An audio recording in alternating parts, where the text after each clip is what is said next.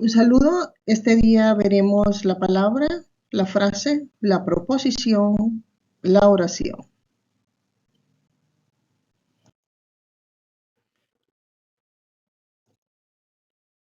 Vamos a iniciar con la palabra. Una palabra es la unidad mínima gramatical dotada de significado propio. Y en la cadena hablada se separa de las demás mediante pausas y en la escritura mediante espacios en blanco.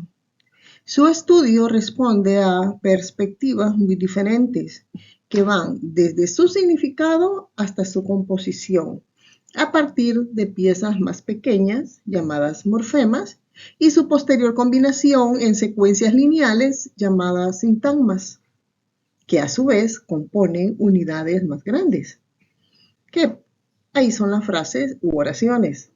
Así que la palabra es el punto de partida del análisis del lenguaje verbal. Y el término palabra proviene del latín parábola y comparte su punto de origen justamente con la parábola, que es la voz griega parabole, que significa acción de lanzar algo al lado de otra cosa para compararlas.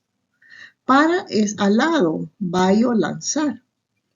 A lo largo de la historia, este término sufrió una inversión de sus sonidos, de la R y la L, cosa apreciable en el término italiano parola o en francés parole, en el latín vulgar hasta terminar convertida en palabra en español.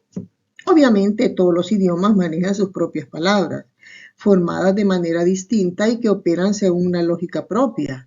Esto se debe a que cada idioma posee una historia gramatical diferente, vinculada directamente con la historia de sus hablantes. Según la lingüística tradicional, todas las palabras que existen poseen un significado, es decir, un sentido abstracto y mental que hace referencia a algún aspecto de la realidad y un significante, o sea, una forma oral y o escrita que le corresponde y que le distingue de las demás palabras del idioma. Por ejemplo, veamos, ¿cuál es el significado? El significado dice que es ese sentido abstracto y mental. Por ejemplo, si yo a usted le digo mesa, inmediatamente, los que hablamos español, nos imaginamos eso abstracto y es en la mente, ¿verdad? Que es el dibujo de la mesa. Si usted habla inglés y le digo mesa en inglés, lo va a entender, lo mismo en francés o en ruso. Ahora, ese es el significado. Ahora, el significante es esa forma oral, mesa. O si usted también la escribe, usted sabe a qué corresponde, ¿sí? Ahora, cada quien en su idioma sabe cómo escribir mesa, ¿verdad? En inglés, en ruso, en francés, etc. Y por eso dice que en la lingüística tradicional, todas las palabras que existen tienen un significado y un significante también. Veamos esa clasificación de las palabras. La clasificación más importante es la que distingue entre sus categorías gramaticales, o sea, en base a su función dentro de la lógica de la lengua. Y así tenemos los sustantivos, los verbos, los adjetivos, los adverbios, los artículos, los pronombres, las proposiciones, las conjunciones y las interjecciones.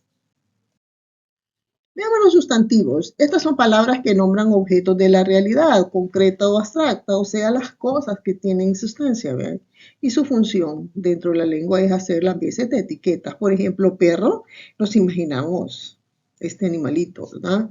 O el planeta, un edificio, nos imaginamos el subsuelo. A José, si conocemos a José, me imagino a esa persona, o a América, me imagino el mapa, y si ha visitado algunos lugares, se los imagina usted. París, Luxemburgo, etc. Los verbos son las palabras que nombran acciones y cuya forma se suele adaptar, dependiendo del idioma, ¿verdad? Al modo específico en que la oración se lleva a cabo, o sea, esa conjugación.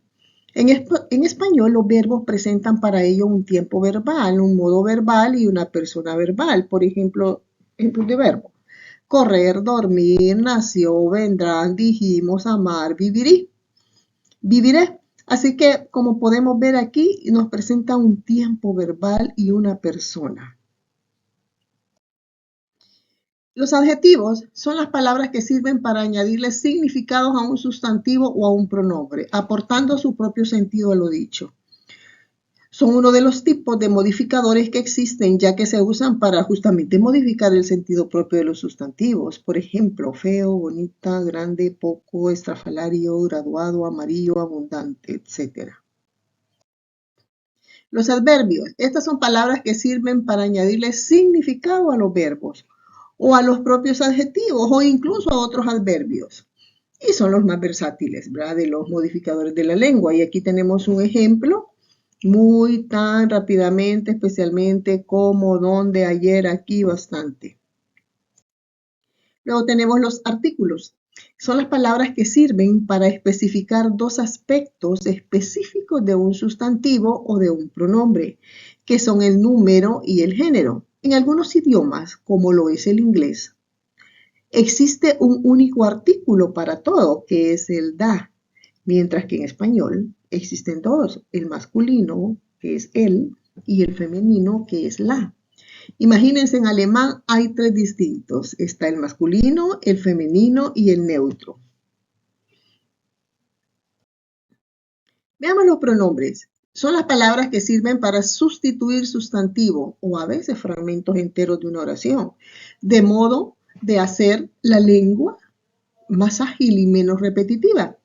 En principio son palabras sin un significado fijo, sino que lo adquieren de acuerdo al contexto en que están siendo usadas, expresando así un cierto tipo de relación, por ejemplo, tú, yo, lo, ello, ella, nosotros, te, ti, su, mi. Veamos qué son las proposiciones. Son las palabras que sirven para indicar relaciones entre las demás palabras, sean del tipo que sean, para ganar mayores niveles de precisión respecto de lo que se dice. Su significado es siempre gramatical, o sea, propio de lo que la lengua es capaz de expresar, y pueden indicar relaciones espaciales, materiales, de pertenencia y un inmenso etcétera. Aquí tenemos un ejemplo de, para, sobre, por, en, con, desde, hacia, bajo, entre. Veamos las conjunciones. Son palabras que permiten unir otras palabras o términos de una oración o incluso oraciones entre sí para formar cadenas de sentido. Carecen de significado por fuera de la lengua, es decir, tienen sentido solo como piezas de utilería del idioma. Por ejemplo, y, pero, sin embargo, no obstante, además o aunque. Las interjecciones son palabras de sentido y forma fija en el idioma, que se emplean con fines pragmáticos, o sea, para expresar información por fuera de lo dicho, usualmente de tipo emocional o subjetiva. Muchas provienen de proverbios o palabras del pasado que sobreviven solo a medias, de ahí han perdido su sentido original. Por ejemplo, hey, ay, sas, hola, adiós, ojalá, vaya. Veamos la formación de palabras. Las palabras se forman a través de varios procesos distintos, ya que no todas tienen un mismo origen. Dichos procesos son los siguientes: composición, y dentro de la derivación tenemos la prefijación, la sufijación y la flexión. Luego tenemos la parasíntesis y por último la gramaticalización. La composición es un proceso de fabricación de palabras a partir de la unión o juntura de dos raíces de palabras, que son las raíces léxicas, dotadas de significado propio cada una. En algunas lenguas, como el alemán, este proceso es más complejo y produce términos largos y complicados a partir de muchas palabras distintas, mientras que en español suele abarcar dos, en algunos casos tres, términos diferentes en una misma y nueva palabra. Veamos los ejemplos.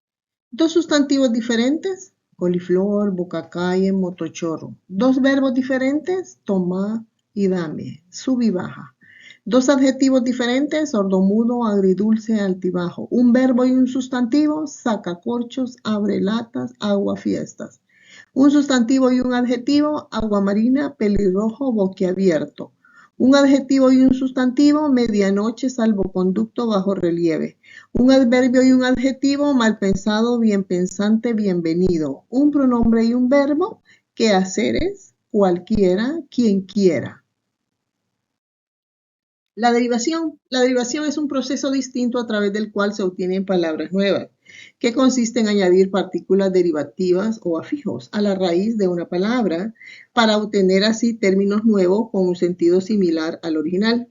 Dependiendo del tipo de partícula empleada, podemos hablar de prefijos, sufijos, infijos o flexivos. Prefijación consiste en añadir una partícula antes de otra palabra para modificar su sentido original. En estos casos, sin embargo, se trata de un proceso casi de composición, ya que los prefijos en español tienen todo un sentido propio, ya que en su mayoría son herencias de lenguas antiguas. Por ejemplo, invisible, prefijo in, palabra visible. Submarino, prefijo sub, palabra marina. Sufijación. La principal fuente de palabras derivadas del idioma es la sufijación, que consiste en añadir una partícula al final de la raíz léxica. Así, de una misma raíz se pueden derivar palabras muy diferentes entre sí. Ejemplo, de la raíz flor se puede derivar florería, añadiendo el sufijo ería. Florero, añadiendo el sufijo ero. Floración, añadiendo el infijo a y el sufijo ción. Floresta, añadiendo el sufijo esta, o floritura, añadiendo el infijo it y el sufijo ura. Flexión. La flexión es un caso de derivación gramatical sumamente común, ya que es lo que ocurre cuando conjugamos un verbo. Añadimos a la raíz una terminación que no cambia su sentido léxico, el que aparece en el diccionario, ¿verdad? Sino únicamente su sentido gramatical. Por ejemplo, a la raíz léxica camín se le puede añadir diversos sufijos flexibles, como ar, caminar, o la letra o, camino, o la letra as, caminas, hemos, caminemos, habas, caminabas, adaptando la raíz a distintos casos gramaticales sin alterar su significado de base. Vamos ahora a la parasíntesis. Se llama parasíntesis el caso en el que ocurren al mismo tiempo procesos de composición y de derivación de distinta naturaleza, para obtener así una palabra nueva mediante diversos procesos simultáneos.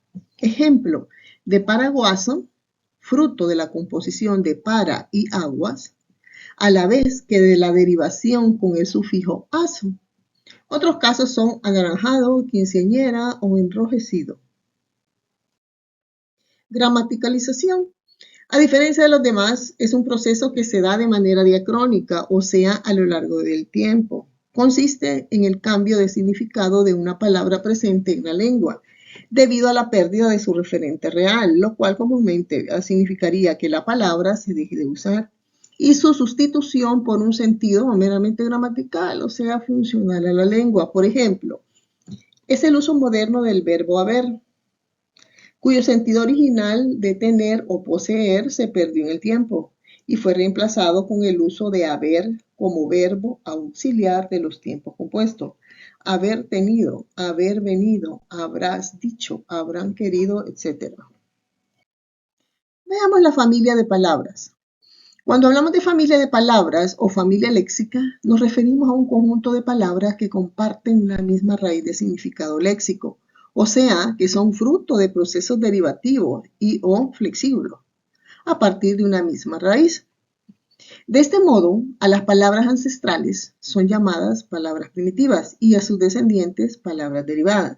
Por ejemplo, de familia léxica es la proveniente de la raíz mar, marea, marítimo, marinero, mareado, marejada, marear, marinar, submarino, etc. Como podemos ver, las familias léxicas comparten un mismo significado raíz, aunque lo expresen de maneras totalmente distintas, pues se trata de palabras diferentes entre sí. Veamos la frase. La frase está formada por un conjunto de palabras entre las cuales no hay verbos en forma personal.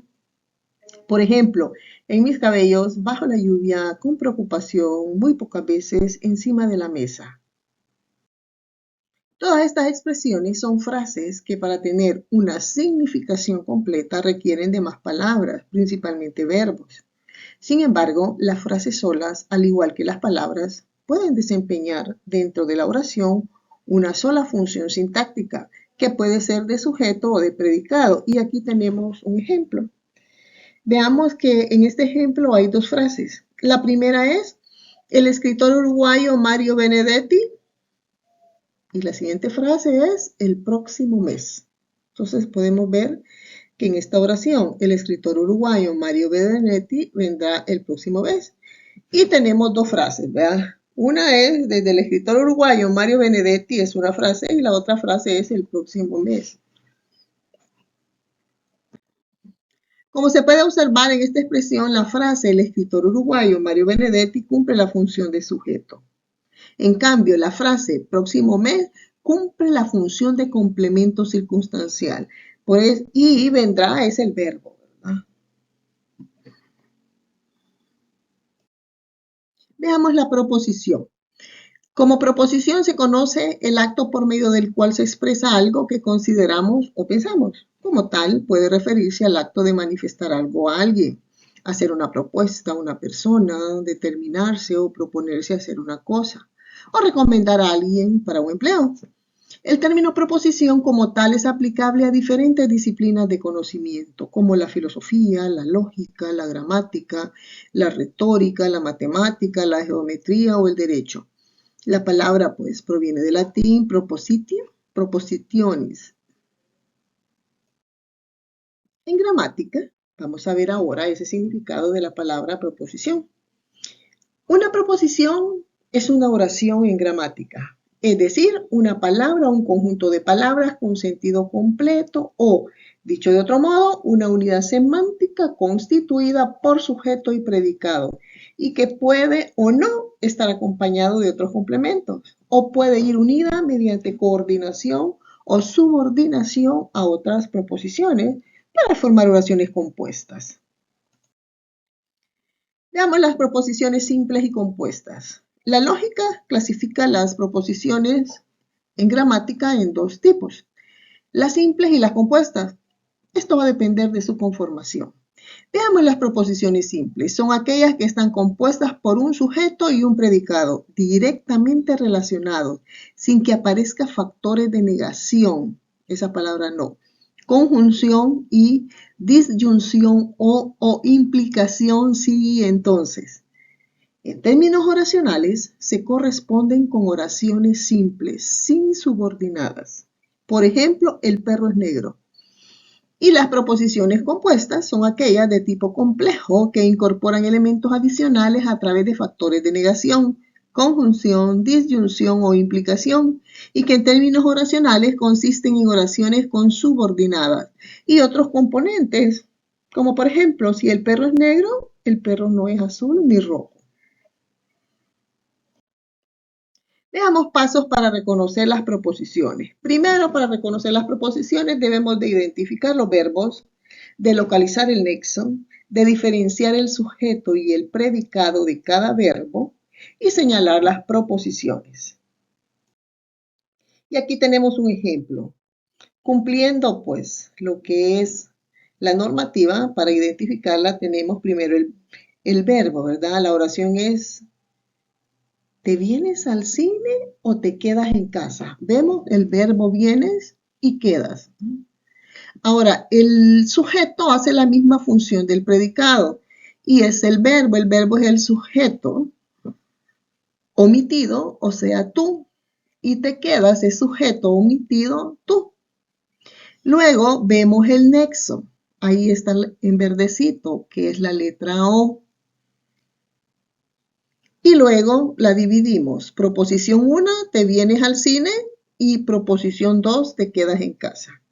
El segundo ejemplo, nosotros llegamos tarde y habían empezado la reunión. Veamos el verbo predicado y el predicado, ¿verdad? Llegamos es el verbo. Nosotros es el sujeto y llegamos tarde es el predicado. Y vemos aquí el nexo que es y. Vemos el verbo habían empezado y ahí también es el predicado, pero también tenemos sujeto omitido, que pueden ser ellos o ellas que habían llegado tarde, ¿verdad? Y había empezado la reunión. Ahora, la proposición 1, tenemos nosotros llegamos tarde. Podemos ver también que el predicado también es llegamos tarde y el sujeto es nosotros. Y en la segunda proposición es habían empezado la reunión. Vuelvo a repetir, el sujeto omitido a ellos y ellas, él hace la misma función del predicado que es el verbo. Y luego ahí tenemos la proposición 2 y aquí tenemos este ejemplo de cómo analizar las proposiciones en una oración en la gramática. Ahora entramos a lo que es la oración. En gramática y sintaxis se denomina oración a un conjunto ordenado y lineal de palabras que expresan en su totalidad una información completa y reconocible. Se trata de la unidad más pequeña del discurso, la cual constituye un enunciado autónomo, es decir, una proposición lógica que incluso si la sacamos de su contexto, continuará expresando una información. Ahora, la oración es una de las estructuras del lenguaje verbal que más se ha estudiado a lo largo de la historia de la lingüística, desde distintas aproximaciones, tanto morfosintácticas como semánticas y fonológicas, dado que es una estructura común a todos los idiomas. Sin embargo, y como es lógico, la forma y la entonación de las oraciones puede variar significativamente de una lengua a otra. Además, así como las palabras juntas componen una oración, habitualmente en los textos las oraciones juntas componen un párrafo, que sería una unidad mucho mayor de sentido, abarcando un número variable de enunciados. Veamos las características de las oraciones. En general, las oraciones se caracterizan por, primero, se trata de una estructura lineal jerarquizada, compuesta por un número finito de palabras. Según la gramática tradicional, se compone normalmente de un sujeto, quien realiza o sobre quien recae la acción, y un predicado, la acción realizada y su contexto. Sin embargo, es posible que en algunos casos el sujeto no esté explicitado. En la mayoría de los sistemas de escritura se le reconoce usualmente por comenzar con una letra mayúscula y culminar con un punto, rasgos que denotan que es una unidad de sentido cerrada en sí misma. Veamos esas partes de la oración. Es posible identificar en las oraciones en general 9 distintas partes o tipos de componentes que se diferencian en sus respectivas categorías gramaticales o tipos de palabras. Tenemos ahí los sustantivos, que son las palabras empleadas para nombrar el mundo, ya que poseen sustancia, de ahí su nombre, ¿verdad? Pueden ser propios, o sea, nombres como Juan o Francia, o comunes, términos más generales como muchacho o piedra. Adjetivos, palabras que acompañan a los sustantivos y nos indican algunos de sus rasgos de sentido ampliado o acotando su significado. Pueden ser adjetivos que aportan un sentido específico, que son calificativos, como feo o azul, o un sentido de pertenencia, posesivo, como suyo o nuestra, o que expresen una relación, las relacionales, como internacional o político, o que simplemente aclaren a quién nos referimos. Es demostrativo, como ese o aquella, entre otros. Veamos los artículos, otro tipo de acompañantes del sustantivo que también nos aclaran información respecto a él, pero en términos mucho más simples y de importancia gramatical, que es el género, el número y la determinación. Así, los artículos en español son 9. Los artículos determinados se usan cuando el sustantivo es conocido o específico y son masculino singular, que es él, la, femenino singular, lo, neutro singular, los, masculino plural y las, femenino plural. Ahora los artículos indeterminados se usan cuando el sustantivo es desconocido o inespecífico y son un, masculino singular, una, femenino singular, unos, masculino plural y unas, femenino plural. Veamos los pronombres. Son comodines gramaticales que sustituyen a los sustantivos y nos permiten no tener que repetirlos constantemente, haciendo el lenguaje más eficaz. Puede ser de distinto tipo, personales, yo, tú, nosotros, etc. Demostrativos, ese, aquellos, esta, etc. Posesivos, mío, tuyo, suyo, etc. Entre otras categorías posibles.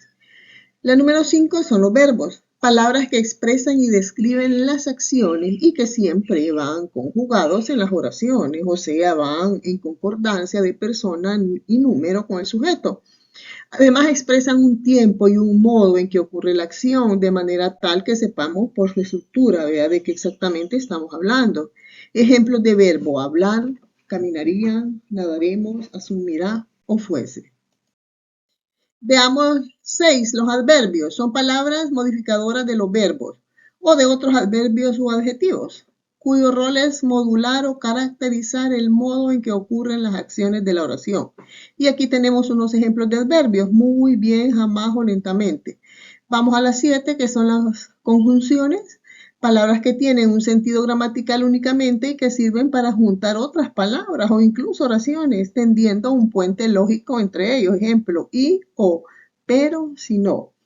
La 8 son las preposiciones, son palabras dotadas de un sentido relacional, es decir, que no poseen en sí mismas un significado, sino que expresan una relación entre otras palabras, que puede ser más o menos específica.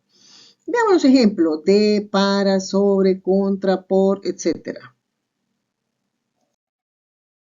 Veamos el sujeto y el predicado. El enfoque tradicional de la oración la comprende como la suma de un sujeto, o sea, alguien que lleva a cabo o sobre quien recae la acción expresada por la oración, y un predicado, pues, que es propiamente la acción y sus contextos y circunstancias. Así, toda oración se compone, por compleja que sea, por estas dos estructuras que la dividen en dos. El sujeto es aquella entidad sobre la cual recae la acción o bien que la ejecuta y que suele hallarse preguntando al verbo quién o qué. Debe tener un núcleo, esto es, la palabra sobre la cual recae la mayor carga de sentido y que será un sustantivo o un pronombre que ocupa su. Ejemplo, en la oración: el pobre Juan siembra porotos en la huerta. Nuestro sujeto será el pobre Juan y el núcleo será Juan. Vamos con el predicado. Una vez hallado el sujeto, el resto de la oración será predicado. Esto es, la acción descrita y todos sus acompañamientos contextuales o gramaticales. Igualmente, el predicado debe tener un núcleo, que en este caso será el verbo principal de la oración. Por ejemplo, en la oración: el pobre Juan siembra porotos en la huerta, el predicado será siembra porotos en la huerta y el núcleo será siembra, que es el verbo también. Debemos notar que esta distinción sujeto-predicado no siempre calza a la perfección para todas las oraciones. Existen oraciones impersonales en las que no hay un sujeto lógico y existen otras cuyo sujeto es tácito, o sea, existe pero no está explicitado. Además, las oraciones de estructura más compleja como ¿qué se ha hecho Laura en el cabello?, van en contra de este orden exacto, ya que el sujeto está inmerso en información del predicado. Veamos la diferencia entre oración y frase. Esto es bien importante tenerlo en cuenta, porque sí existe una diferencia. No debe confundirse las oraciones y las frases. Las primeras poseen un verbo y denotan una acción completa, articulada, mientras que las frases son expresiones mucho más simples, a menudo incompletas, cuyo valor depende más del contexto que de lo que dicen en sí mismas. Así, Pedro va a llegar tarde hoy es una oración dotada de sujeto y verbo reconocibles y que en sí misma es una unidad cerrada de información. No importa si no sabemos quién es Pedro o a dónde va a llegar tarde o cuándo sea ese hoy, sabemos perfectamente a qué se refiere. No ocurre lo mismo con la frase. Por ejemplo, buenos días o por favor, que dependen enteramente de su contexto para significar algo. Muchas gracias.